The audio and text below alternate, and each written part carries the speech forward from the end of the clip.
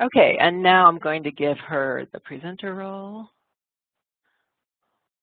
and so we can get started in a minute or two.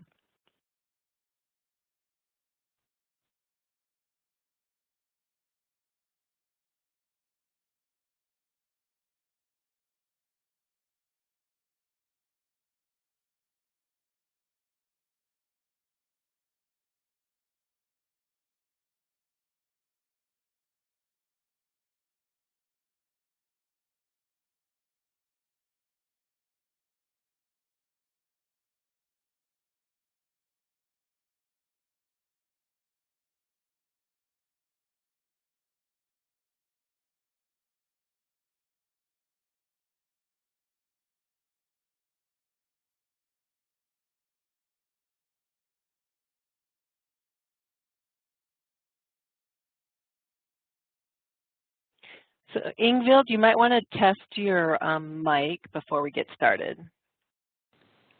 Okay, can you hear me?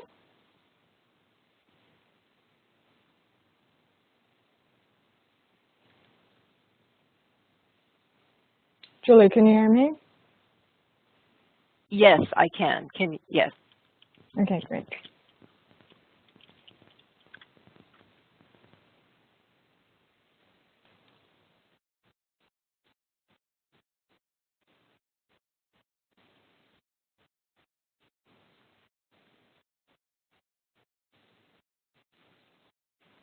Okay, do we want to get started, Julie?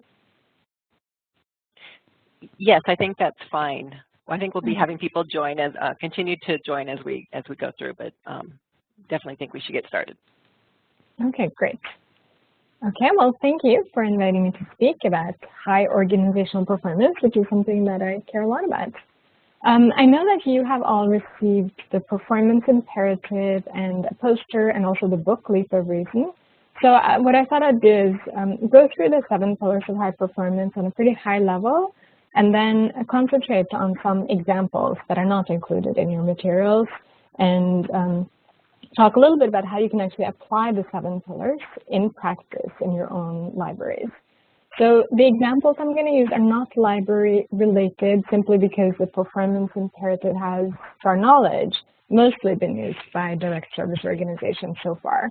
But the PI is applicable to libraries, whether you are in public libraries that are run by library boards or libraries that are run by boroughs and municipalities.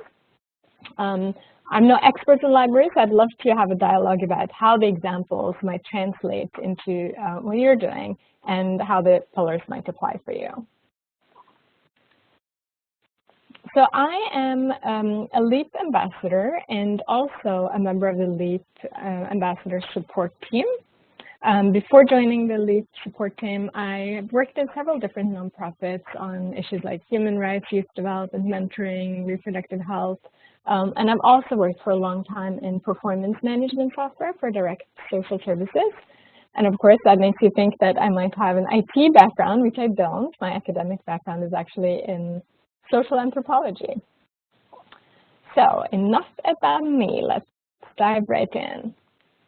So there's a fundamental mindset in the field that kind of expects, for nonprofits to do their work at really low and actually discounted costs, but they're not fully funded to do what they need to do. And then B, that people who work for nonprofits don't need to be paid well because they're there for the mission.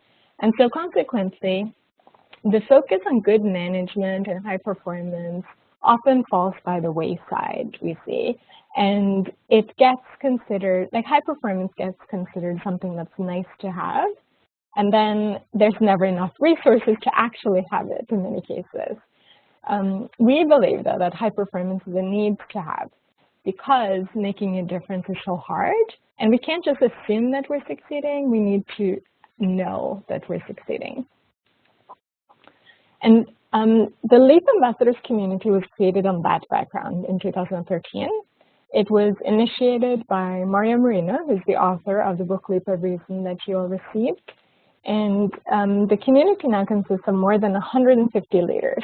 And those are people who are practitioners, funders, policymakers, researchers, consultants, People who believe that mission and performance are inextricably linked.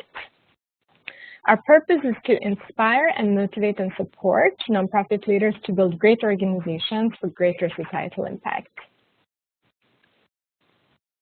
So the first thing we needed to do was define high performance. We were 60 or so people at the time, and we didn't actually have a shared definition. And this is what we came up with, that high performance is the ability to deliver over a prolonged period of time meaningful, measurable, and financially sustainable results for the people or causes the organization is in existence to serve.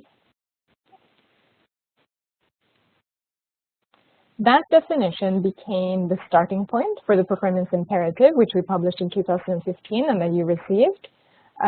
We developed collaboratively the definition and also 7 pillars, which are the pathway to high performance as we defined it.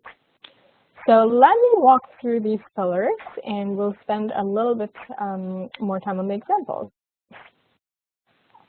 So pillar number 1 is courageous and adaptive executive and board leadership. That is what we consider to be the preeminent pillar. It's about executives and boards that embrace their responsibility to deliver results, and it's about passionately pushing the organization to get better and marshaling all the resources needed to do what it takes. So this pillar involves clarifying the mission and making sure that programming supports it, that everything is aligned, and that means, among other things, to actually stop doing things that don't support it, for example. I want to share an example from the Center for Violence-Free Relationships in California. It's a pretty small organization. At the time, they had a budget of just about $1 million. And Matt Huckabee, that you see on the screen here, when he first started, in his early days as executive director, he came into the lobby and he saw a baby and a teen and a mother and a grandmother. And he saw a baby, a teen mother, a grandmother, and a great-grandmother, and they all arrived together for services. And each of those women had actually received services from the center over the years, yet here they were, still trapped in the cycle of violence. And so Matt started to question the organization's effectiveness. They didn't have any data to tell them whether what they were doing was working. And so here's what he did. First, he rallied the staff and the board to clarify their mission, which became to end the intergenerational transmission of violence. And then ending that intergenerational transmission of violence required them to work with children for the first time. They'd never actually done that, but it also required them to work with the parents of those children as opposed to other adults. So in order to do that well, they had to free up resources, and they ended up eliminating a program to promote healthy teen dating relationships, for example, which no longer fit the mission. It's really hard to eliminate a program like that, but it just wasn't aligned with their mission anymore. And the other thing they did that was really difficult was that in the past, all their staff had been paraprofessional advocates, but now they needed to ensure the quality of the new services, which meant that they actually needed to hire licensed clinical social workers and counselors. So that was something that was entirely new to them. And I think that this is a really good example of courageous leadership because he initiated a process and followed it through. He worked with the board, with the staff, and really transformed the entire organization. And it was something that paid off because they had a program called the Second Generation Program for children, and their goal there was to reduce children's PTSD symptoms. And they actually found that they were able to do that. They reduced the children's PTSD symptom scores by 35%. And since that time, the agency's budget has grown by about 50% because funders have seen how they actually are successful. They can show that data, and that's what's helped them grow so much. So that's an example of pillar number 1, and I am going to go ahead and move over to pillar number 2. And actually, Julie, I'm not looking at the chat, so if there are any questions, feel free to just jump in and interrupt me, and I will answer questions as we go as well. Sure, not a problem. Okay, so pillar number 2 is disciplined, people-focused management. So that's what drives good execution. So here we're talking about managers who need to translate the leaders' drive for excellence into clear work plans and clear incentives. So they need to recruit and develop and engage and retain the very best talent, and they need to hold people accountable while at the same time giving them room to be creative and seeing how they can contribute to the mission. So this is where managers have to acknowledge when staff are not doing well also, so that they can help them improve, and sometimes make tough personnel decisions, which might mean that some staff can't work there anymore when that's necessary. And I wanted to share an example of this pillar as well, because I think that Wings for Kids, which is an organization that teaches social and emotional skills in Charleston, is a really good example. They really show that disciplined, people-focused management can be the difference between staff success and failure. So what they did, they're teaching the social and emotional skills to elementary school-age children in their after-school program. And all of their staff, who are they're called Wings leaders, and that's the after-school teachers, and they're all college students, college age. They have to be able to model 5 social and emotional skills, and they have to have 6 core competencies. And along with very specific tasks, those core competencies are reflected in written work plans, in frequent competency assessments, and in staff evaluations. And then the Wings leaders are trained extensively upfront, and they also receive really good ongoing coaching and feedback on the job, which is what I think is pretty impressive, the way that they do that. And so this one Wings leader, his name was Juan, he would argue with the kids, and he would have a hard time with how to handle situations that were outside of his control. And he needed to improve on 4 out of the 5 skills. And he reacted defensively to feedback, so that his manager, Cheryl Hollis, what she did was she started by helping him become aware of his own behavior. And the way that she did that was really clever, I thought, because she identified a child who shared many of the same characteristics. And so they talked about that child, and then seeing himself in that child helped Juan to see both the positive and negative behaviors that they had in common. And that was something that helped him become more self-aware. And so Cheryl provided continuous feedback, positive feedback, corrective feedback, and it was daily, face-to-face, on the spot, and informal conversations, and informal and monthly evaluations. And in the course of that time period, Juan improved dramatically, and he was able to not only complete the school year, but also stay on for another year. And in the end, he was actually promoted to a position as manager of other Wings leaders.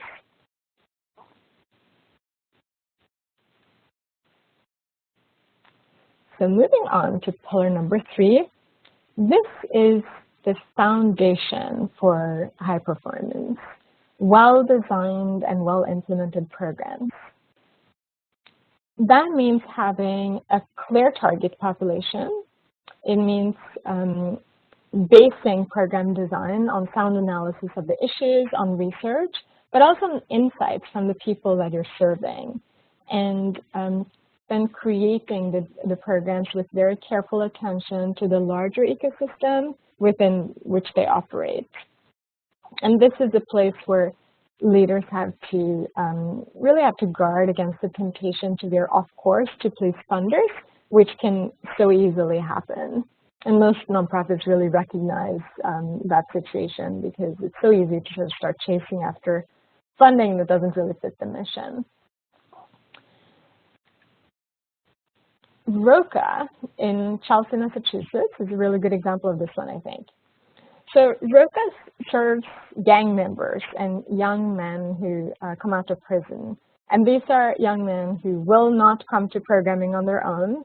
ROCA actually goes out and finds them, literally. They go out and keep looking for these young men over and over again until they're able to get them to come in to programming.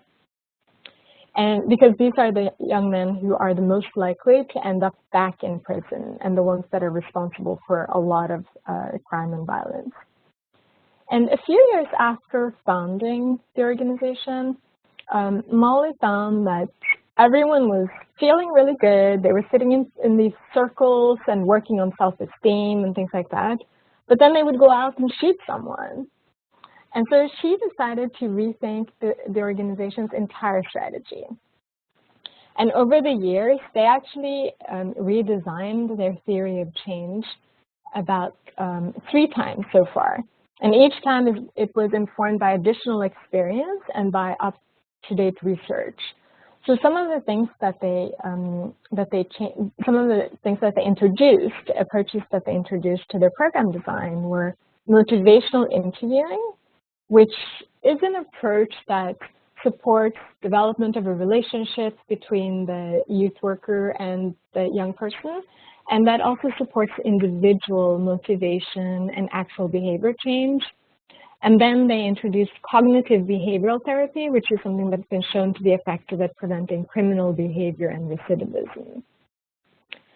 So today they work really hard to make sure that all of their youth workers are implementing their model as it was designed. They have a very, very well defined model and work really hard on that. And the results are that they perform so well that they actually have a pay for success contract with the state of Massachusetts. And in that contract, they have to meet certain metrics to be paid by the state, which will then save a lot of money because of fewer people in prison. But if ROCA does not meet the metrics, then they won't be paid. And investors, including ROCA, will lose the money that they've invested. I think that only an executive director with really high confidence in her organization's ability to produce the outcomes, like the same outcomes consistently over and over again, would take this kind of risk. So my bet is that it's going to pay off, but we will see.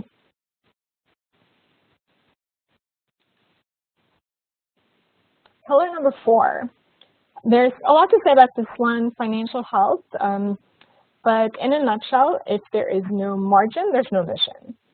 So I wanted to highlight one principle that seems to have struck a lot of people, and that is the need to build budget processes that are oriented toward achieving results. And one CFO that I know, she described their program staff and their finance teams as working together like peanut butter and jelly to make sure that the organization has the resources to do what it needs to do to achieve the outcomes that it's trying to achieve for young people.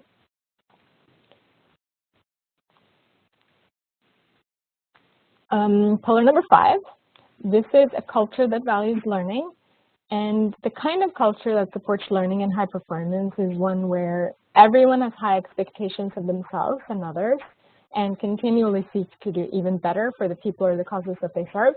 And where people are curious and they ask questions, they really push each other's thinking and they feel safe acknowledging whenever there's a problem and talking about it and figuring out how to address it. Ingvild, sorry, Ingvild, we do have a question. Okay. I'm going to read it too because it's kind of lengthy. Okay. Okay, in public libraries, this is a question. In public libraries, we may need to buy time to gain the funding to hire the trained staff that we need. So, is it effective to train paraprofessionals and help them gain the skills on the job? For example, establishing core skills, feedback, and evaluation. I assume that library directors would need to work very closely with HR and unions in order to implement this.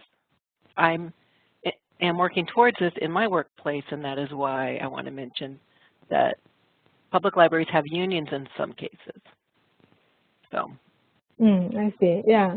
Well, I imagine that it would make sense to hire paraprofessionals in the interim, but of course I don't know very much about the library work.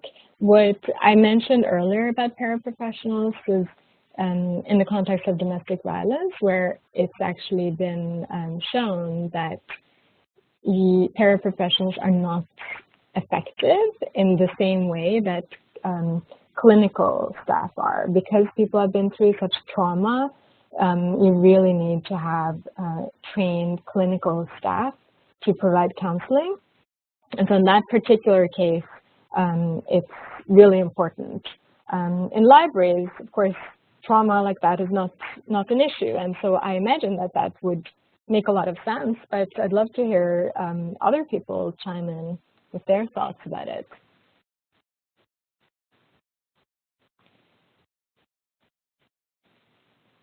What do you think, Julie?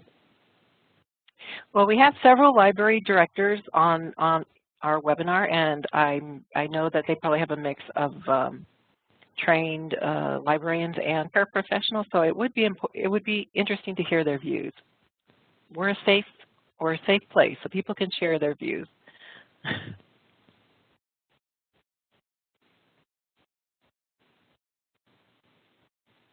Or are we limited to the chat room? Oh no, we want you to talk. Oh, okay.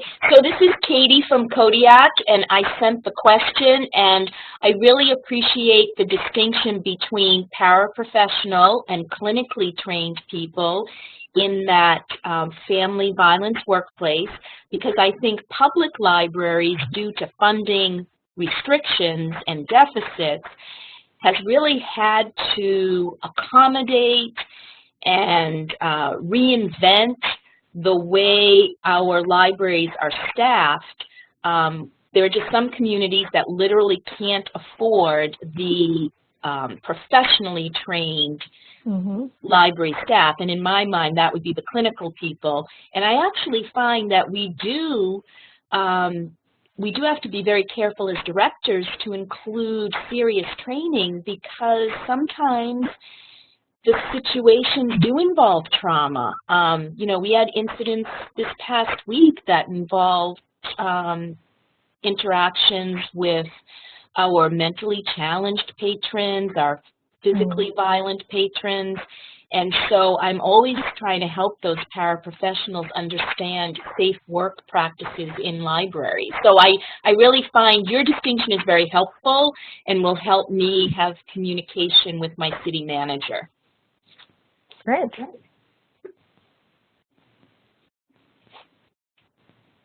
Anyone else, or should we move on to the next pillar here?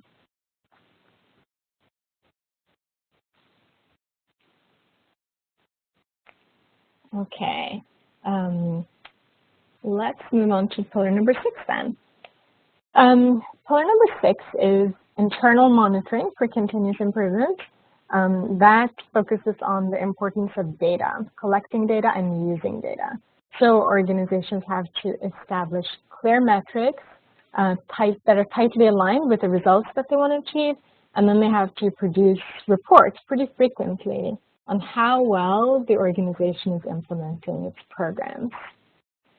So overall, they have to make the collection and the analysis and the use of data, all of those things, part of the organization's DNA.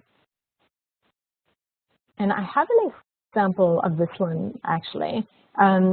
This is from the Latin American Youth Center in Washington, D.C., where they were offering a parenting program. And they wanted to make some, what they thought were small adjustments by adding domestic violence instructions. So they added a couple of sessions, and what they were trying to do was to shift permissive attitudes toward domestic violence in the Latino community that they were serving. When they looked at their data at the end of the program, they actually found that people were getting more tolerant of domestic violence and not less. And so they immediately stopped that program, and they tried to figure out, you know, well, what is it that we were doing wrong? And they called in experts and found that they'd made a couple of what seemed later to be really obvious, very rookie mistakes. One of those was actually to have men and women together in the discussions, and then because of the power dynamics. And then the other one was that they had that it's not something that made sense to do in a group context the way that they were doing it, because then people would reinforce each other if they were talking about it, like in a negative way. and so they had to change the program entirely. And what Isaac Castillo was saying here was that if they weren't collecting this data, they wouldn't actually have understood that there was a problem with this program, and they would have continued to cause harm over time. But fortunately, they were able to find it and change it around entirely. Pillar number 7, this one is about really knowing that what we do works. So pillar number 7 is external evaluation for mission effectiveness. And high-performing organizations understand that internal data can't tell them everything. So they complement that with external evaluations that are conducted by highly skilled independent experts. Now, I'm going to qualify this one because this is the last pillar, because organizations typically need to get pretty good at the other pillars first. But also, I think it's the one pillar that isn't always applicable. So for most libraries, for example, you probably wouldn't do that much of this. And smaller organizations in particular will do much less of it and in less rigorous ways. And so that I wanted to just qualify this one, that we don't necessarily consider this, it is important, and organizations that want to achieve outcomes and want to replicate in multiple locations, for example, they really do need to do external evaluation to know that what they're doing works before they expand, right, and replicate. But it applies differently to different types of organizations. Julie, I have a comment regarding that. Go ahead. So again, this is Katie from Kodiak. And again, such a great point is being made. You know, in Alaska, as public libraries become more engaged with our community and strong collaborators, I'm actually finding that the external evaluation is very, very helpful. And the example I can give is this library participated in the American Library Association's Future Ready with the Library Career Readiness Pilot. During my library segment of the 2-day program that we ran for middle school students, we actually had an external evaluator from Anchorage present to evaluate the whole collaborative program. And the data that I was able to get from him, again, positioned my department in this new place within our community. So for libraries to begin to, libraries that are collaborators, I would suggest need to start embedding external evaluation in some segment of the collaboration in order to gain additional credibility with the funders and with the municipal management team or the trustees. So I think as libraries, we're evolving towards places where we could use this pillar. That's great. That's a really good example and very educational for me, actually, about libraries. So yeah, that's great. Thank you for sharing that. So we've been through all of the 7 pillars, and with a quick overview of them. And I know that it looks like a lot, and very often we get the reaction that it looks overwhelming. And so I want to acknowledge something that's really, really important. And that is that even the most exemplary, high-performing organizations do not excel in all 7 pillars at once. What they do, however, is they always work on improving. Not in all areas at once, but one step at a time. I actually just really heard a really good quote yesterday that makes that point. Somebody said, there's no elevator to high performance, you have to take the stairs. I thought that was a good quote, a good analogy, in many ways. There's a lot of floors and it's hard work. And I think Carol Dweck is a researcher who really says this well, that it's all about having a growth mindset. We want the performance imperative to be that North Star that guides organizations on an ongoing journey to high performance. You never really arrive, it's just this ongoing kind of journey. So just a couple of things to wrap up the performance imperative part. I don't want to read all of this, but I wanted to highlight two key features of the performance imperative. The first is that everything springs from that definition of high performance that I showed you in the very beginning.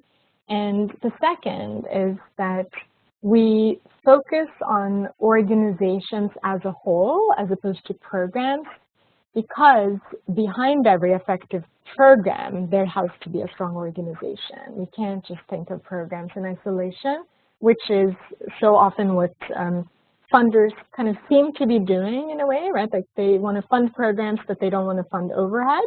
And so that's the reason why we focus on organizations as a whole, because it's so important to have that strength behind the programs. And when it comes to what differentiates the performance imperative, again, I want to highlight just a couple of things. The PI is different because it was created collaboratively by people in different roles and different organizations. And I'm sure you can imagine that it took quite a while to get over 60 people to come to consensus, but they did. And also, what's important about this is that it's free. So you can access it on our website, which I'll give you a link to, and use it as much as you want. And now, of course, you may be thinking that this all sounds well and good, but how on earth can I put this all into practice? So we have got you covered, actually. Enter the Piazza, the Performance Imperative Organizational Self-Assessment. For each of the performance imperatives principles, the Piazza presents specific practices or behaviors that represent manifestations of the principle in practice. Just like the performance imperative, the Piazza stems from the collective wisdom of experts in the field, had over more than 50 people who contributed to it. And the Piazza is designed to support leaders who seek high performance and to really be there to guide internal dialogue and reflection and learning. There actually isn't even a total score in the Piazza, which is often the first thing that people ask about, because we don't want to distract from the qualitative and the reflection. There is quantitative data too, but there's that combination, and we want to make sure that it's a good foundation for internal growth in the organization. So it's designed to be used for ongoing improvement, not as a one-and-done exercise where you're sort of just assessing to see how well you're doing and that's it. But you can keep using it, and it's free, it's flexible, you can use it however you want. You can use one module, which is a pillar, at a time, or you can use even parts of a pillar. You can involve your board, your staff, your volunteers. It's entirely up to you how you use it. I have just a couple of examples of how organizations have used it so far. It's been available for about a year. Here you have a small church, actually, who use this with their elder team or their board. And the elders completed pillar number 1 and number 5. So 1 is the board and executive leadership, and 5 is the culture of learning of the Piazza. And then they took all of the results, looked at the areas where there was agreement that they were performing well and kind of celebrated that. And then they looked at areas where there was agreement that they were not performing well. And they looked at areas of discrepancy where people had very different opinions. And then they used all of that to create an agenda for a retreat where they discussed and then they decided on a plan of action. And they actually decided to, every 6 months, revisit and sort of look at how have they done on their goals, and then they might do another pillar of the Piazza. And I just wanted to share one of the ideas that William got for practices that he could put in place immediately, like he said in this quote. And that was the annual gut check, which is in pillar number 5 on culture of learning, which is the idea that you check in with people to ensure that both leaders and volunteers are on board and that they're aligned with the mission and the goals for this coming year, and aware of the expectations of their roles. so that you can know whether, and really discuss whether people are committed to those same goals in the upcoming year. And in this case, doing that was easy to institute like immediately, and they actually found, William found very quickly that one of those leaders, one of those elders that he had a conversation with, or this gut check conversation with, actually decided that he was going to step down. And William thought that if he hadn't had that conversation, this elder would have continued, even though he wanted to step down, but he would have continued out of a sense of obligation. And so this practice was something that kind of gave him permission, to really think through what he needed and make the right decision for himself. Actually, on our website, there's a lot of videos and stories, and there's a story about this church, and there's also several videos where William talks about this and many other issues related to high performance. But you don't actually need to use the Piazza as a self-assessment in order to benefit from it. Amanda Squibb, who was a brand new executive director in a small chapter of Friends of the Children in early 2017, she was totally overwhelmed. And then the national network introduced her to the Piazza. And what she found was a lot of value from simply reviewing it. She never actually filled it out. She didn't ask others to fill it out yet. And it simply helped her to ask the right questions and to get up to speed and actually be a leader much faster than she thought she would have been able to otherwise. And she has, when issues come up, what she does is she'll often refer back to the Piazza to get ideas for what could be behind this, what could be going on, and how might I address it. So I thought that was an interesting way to make use of it. Like she had a particular issue, which was staff retention, and she found that all of her, many of her colleagues also had the same issue, but she thought that there were different reasons why they were not always had as high staff retention as they wanted to.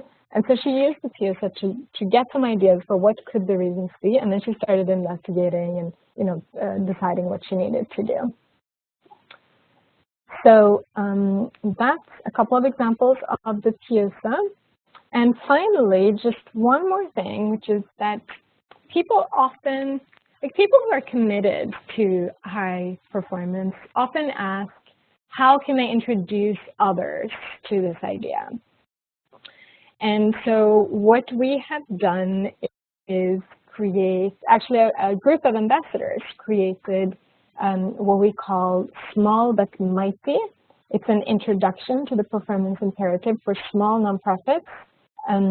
So if you want to introduce this idea of high performance, if you are running a small library, to people who are, you want to introduce the idea to people for whom it's pretty new, and make the case that your library, however small it is, can actually move forward on this path to high performance.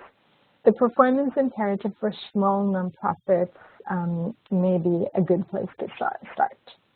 It's simply an entry point to the performance imperative from the perspective of a small organization.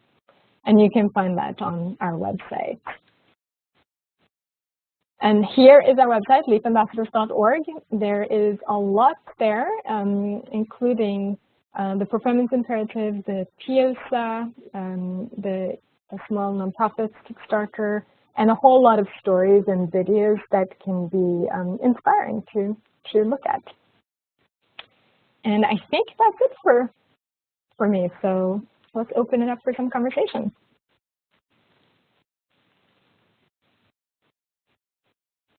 Julie, do you have any questions? Did you get any more? Yeah, I think it would be good idea. Does anyone have any questions about any of the 7 pillars? Did a particular pillar stand out to you as one that you think that you could spend more time working on in your library?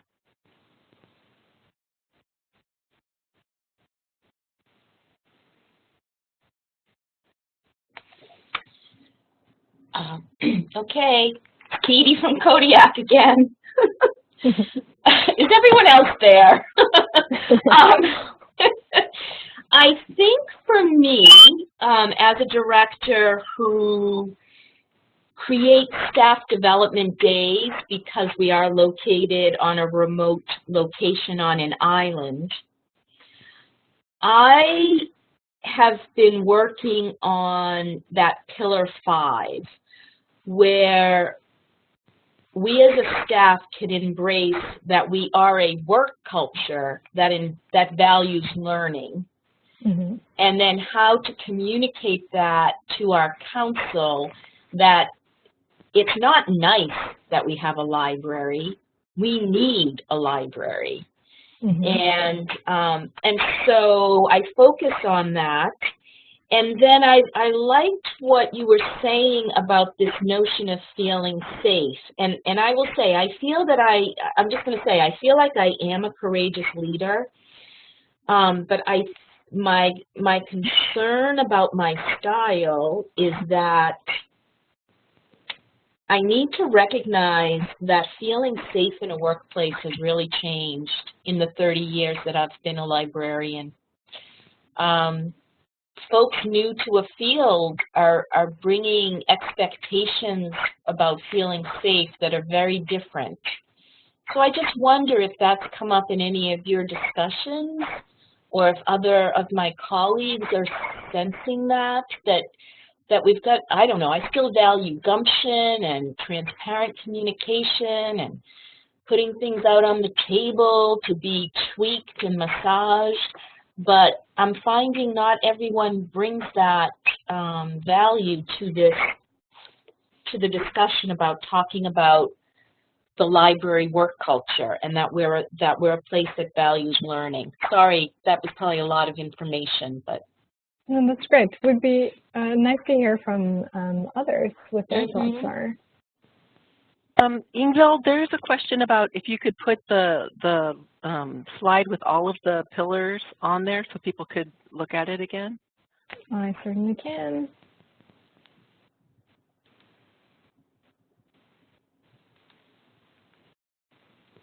Here we go. And while we're waiting on pillar number 5, the culture of learning, we have some really nice videos actually from both from William, who's the pastor that you just saw, and then also from the school leader actually, who did pillar number 5 with his entire leadership team, and they had some epiphanies where they found that. That actually, it was so interesting because one of them said she was totally shocked because she thought that they were going to come out so well when they did pillar number 5, because they were talking with each other twice a month to share what they were doing and things like that. And then they actually discovered that they didn't all know what was going on, and they weren't all on the same page. And so they decided on they realized something that they just hadn't realized before. And so the process kind of brought it out, and it helped them decide on what they wanted to do to change it. So I think you might enjoy some of those videos if you're interested in the culture that values learning.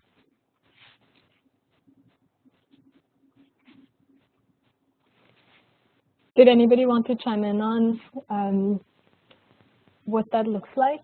Okay, let's see, there's a comment here, it looks like.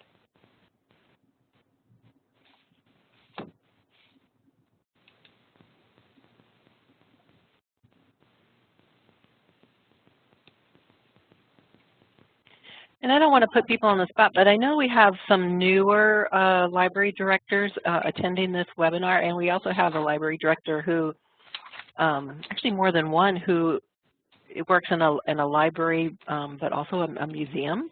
So it'd be interesting to hear your takes on anything that has been shared so far.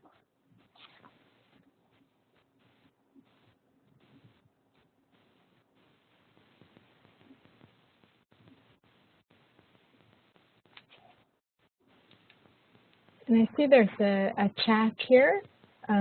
from Valerie, who says that, I'll just read it. I find it takes a lot of trust for people to feel safe and comfortable raising issues that may be perceived as negative. I use innovative principles by IDEO to create this environment, but I'm always reflecting and adjusting to what I observe works for my staff. Yeah, I've heard others make use of some of those principles. I don't know a lot about them, but I certainly have heard others do the same thing. That's great.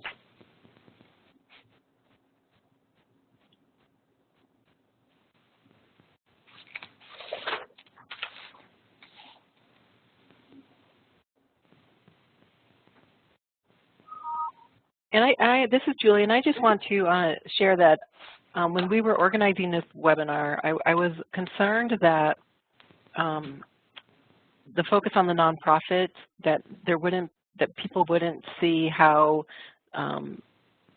it works there. You know, strategies that are being used in nonprofits could apply to libraries. But when as Ingvild has been going through the material with her examples, I could see lots of ways in which libraries can definitely benefit from these strategies. So does anyone else share that, or did you find that maybe there isn't a crossover? Curious to see what people think.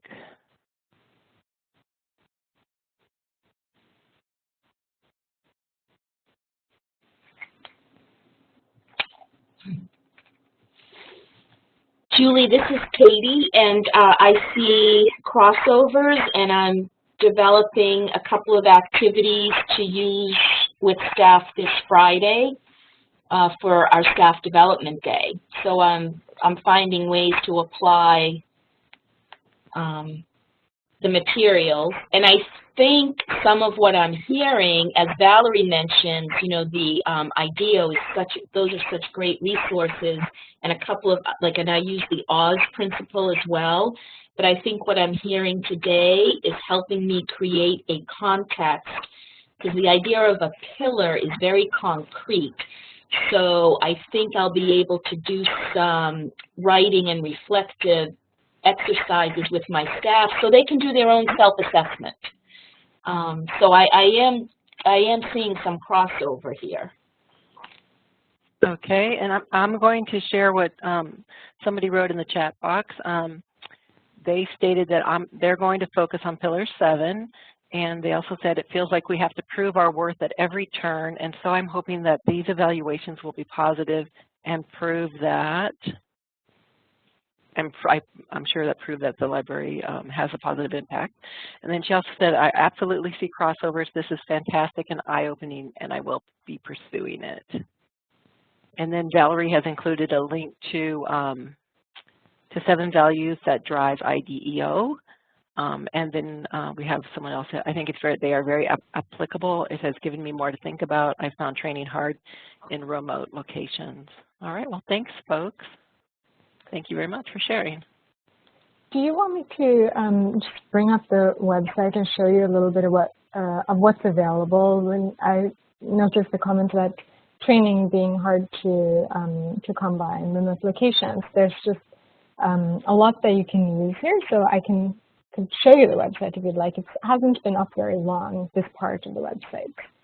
I think that's a wonderful idea. Thank you. Okay, so let's see here.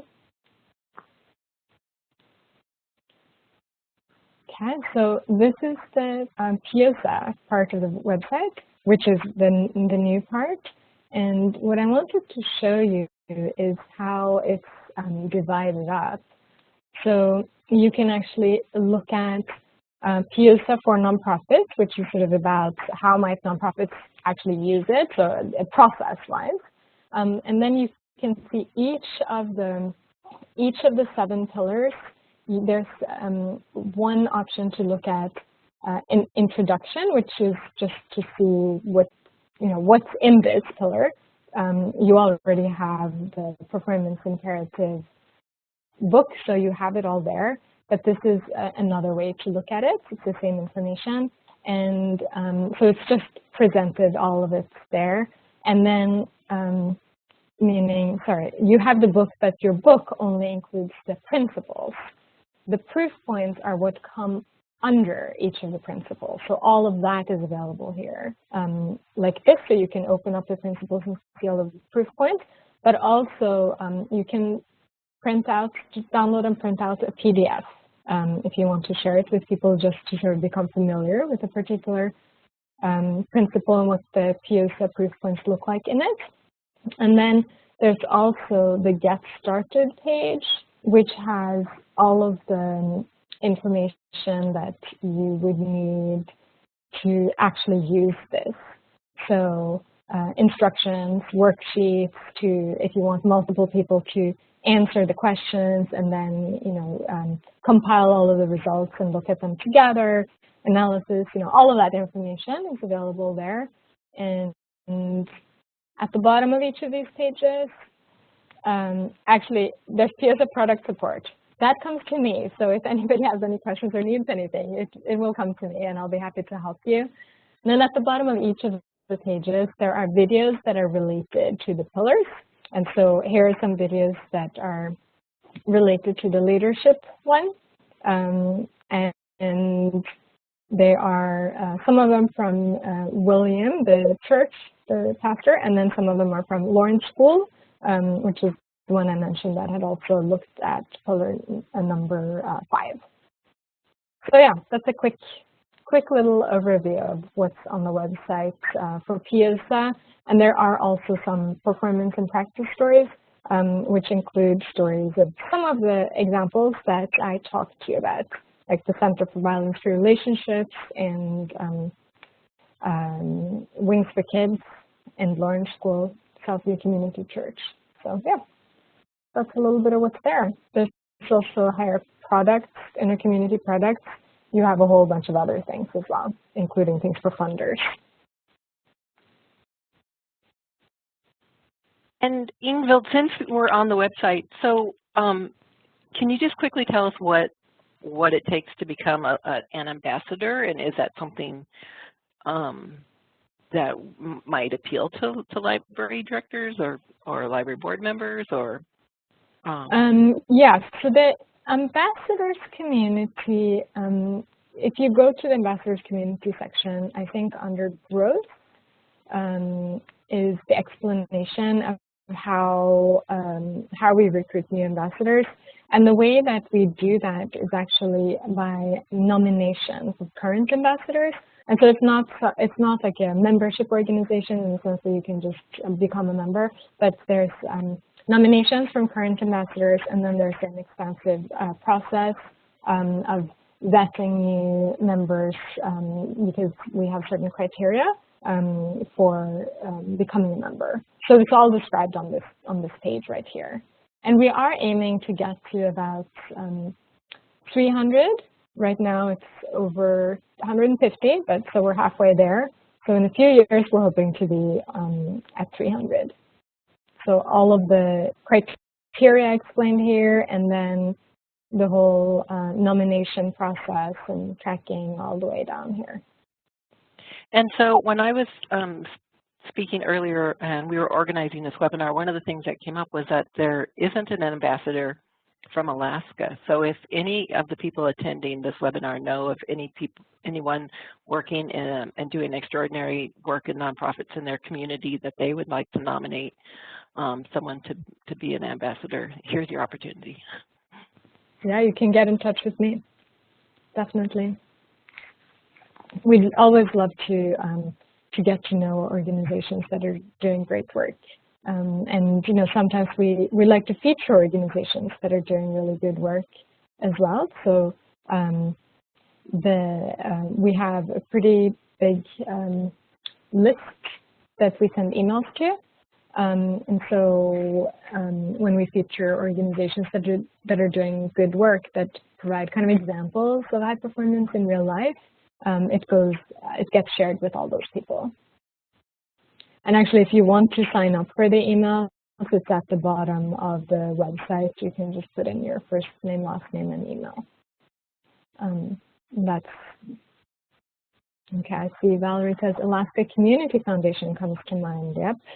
We actually have, one of my colleagues is actually doing a presentation for community foundations, I think in Miami later this month. I don't know if the Alaska Community Foundation is going to be there, but she is going to be talking about how a community, it's the city of Pittsburgh, is actually supporting nonprofit leaders to take part in a year-long Piazza kind of learning project. And so they're going to have 3 groups of leaders. Each of those groups are going to focus on one pillar of the performance imperative, and they're going to use the Piazza. And every month they're going to be meeting with each other so that there's going to be peer learning, and then they will also have executive coaches, which sounds like such a wonderful opportunity. I think they're super lucky to be able to do that. But anyway, that's what she's going to be talking about to the community foundations in Miami later this month.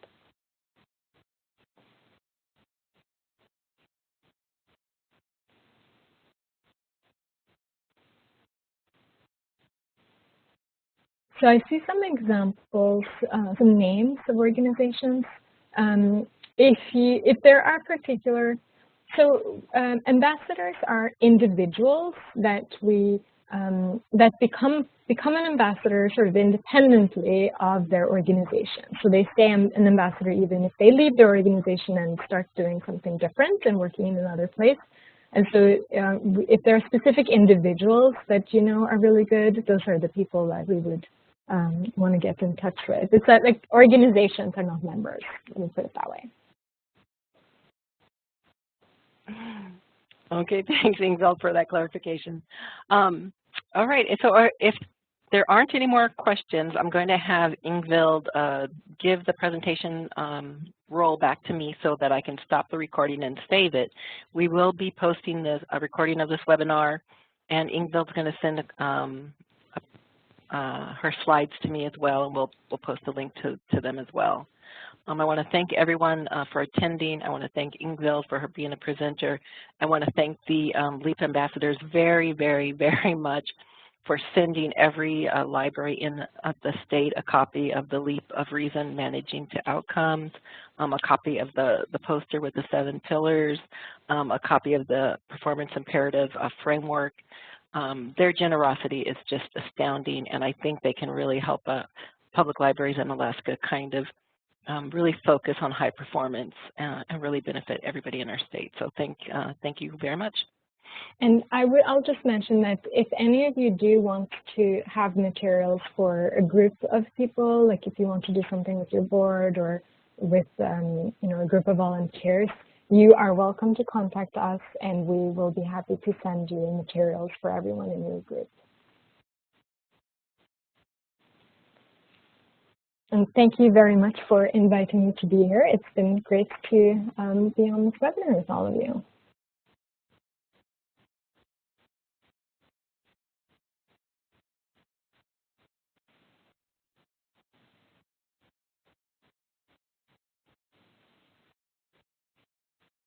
Okay, so Ingvild, if you will right-click on my name and change me back to presenter. I've done that already, so you should have control. Really? Okay, I think I see the little ball. Okay, perfect. Okay, I'm going to stop the recording then. All right, stop the recording.